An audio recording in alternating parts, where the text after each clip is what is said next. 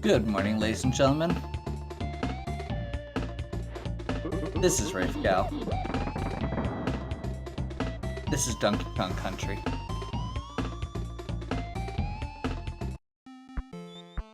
I wanted to do something that was familiar, but episodic. I'm gonna take it slow.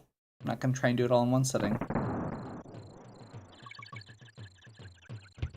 But this is a game that I love very much. It is, I believe, this had just come out when we got our first Super Nintendo.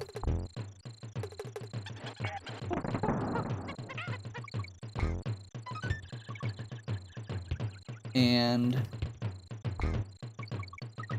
we were on Christmas break. We got it for Christmas.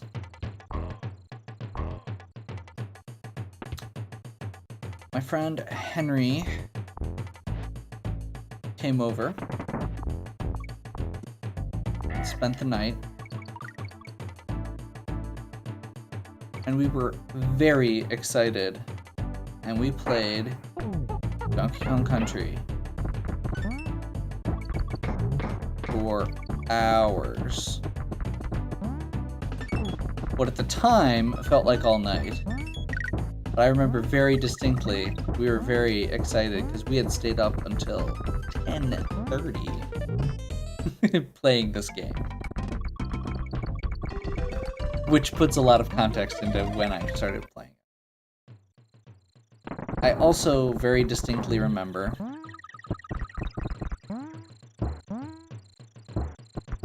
the Nintendo Power Treehouse video that got sent out, where they explained how they made this game.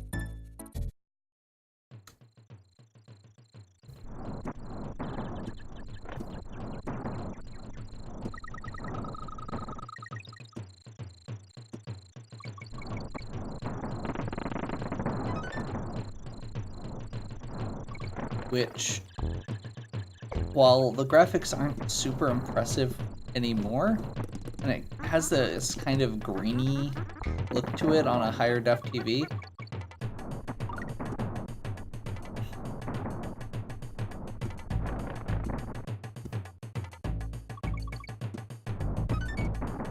at the time, this was really good as far as what could be done with graphics on a Super Nintendo.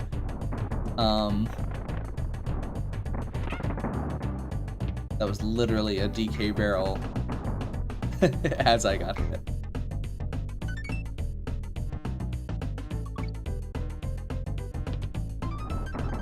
I think you need to... Yeah. Okay. So yeah. Needless to say, I have some nostalgia for this. But it is also, along with being nostalgic, a very good game. It holds up. The graphics aren't perfect by any means. It's not like it's some crazy, over-the-top, you know,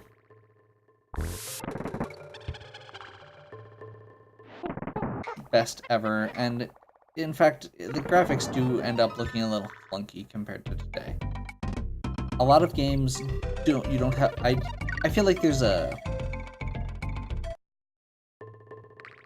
as far as stuff with graphics go, my argument tends to be, it's more about how you use graphics and how the graphics look in context of the game.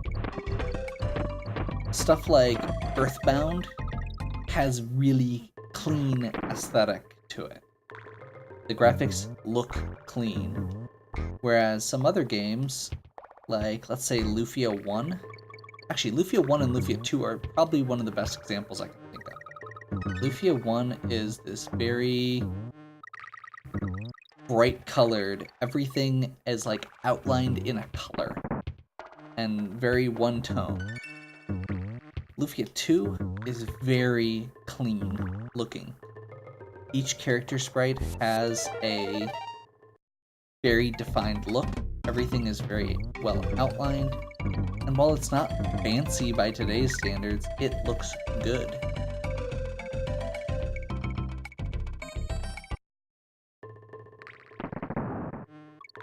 Donkey Kong Country, I feel like, falls mostly into that second category, but there's a little bit of that first category where they were overreaching, where it was awesome for the time, but some of the graphics haven't aged well because it can be done so much better now.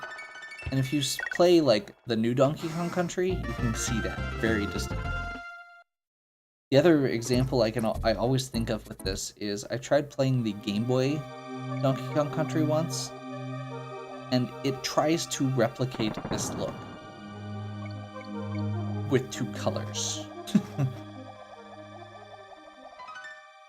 And it doesn't. It looks very grainy and clumsy and not good.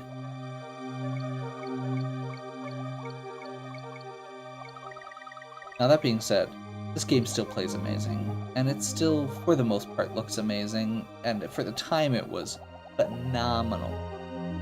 Especially if you consider that there were 2 more games on the Super Nintendo that came out after this, in this series. Like, this wasn't even end of life for Super Nintendo, really. I mean, it was not early in Super Nintendo, but it was not... It wasn't that far into the life of Super Nintendo. Or that far back. I thought you could kill those things. Maybe I'm wrong. I've been wrong. Oh, so you have Enguarde, who is the... Nope, can't kill those things. Maybe I'm thinking of something else.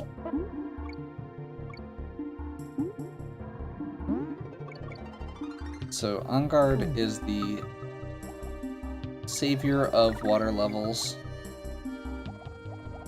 making them tolerable. I haven't really talked much about the actual game yet, because the early parts of this game are pretty straight. Lots of basically run, jump, climb. Well, and honestly, that is what most of the game is. But it does it really well. It's a very clean platformer where you...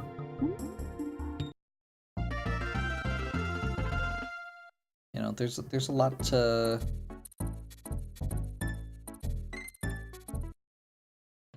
A lot to get around, getting around in it. There's also a lot of secrets, which is neat. I know in the first level especially, I grabbed a bunch of secrets.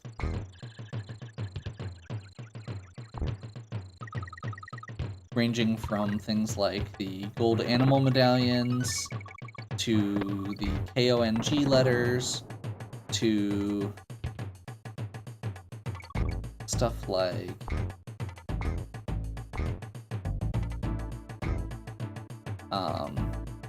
hidden bananas, hidden barrels, little bonus levels, 1-ups.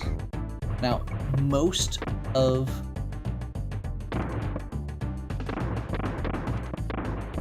the bonus stuff in this game is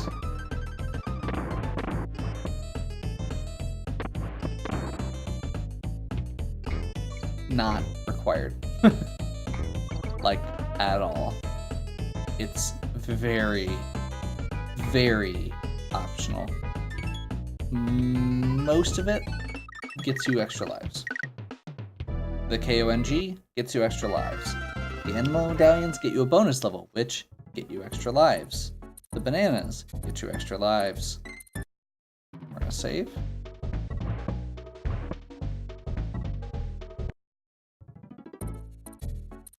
This first video is probably gonna be very short. There will be longer videos later.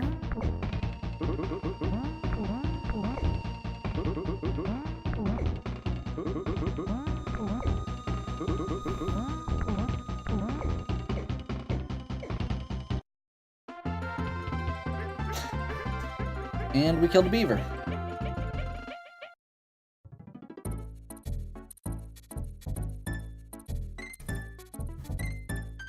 And that is the first level. That is Congo Jungle. I'm doing this like Mario World, one world at a time.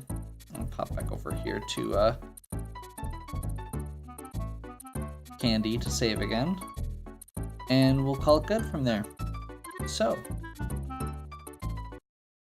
this is going to be a continuing series. I'm going to continue going through and doing all of the things. There'll be one video for each world. Give me a like and subscribe if you're enjoying the video. If you're enjoying this other content, feel free to check it out. If you have any questions or suggestions, you've got in the comments. And have a good one.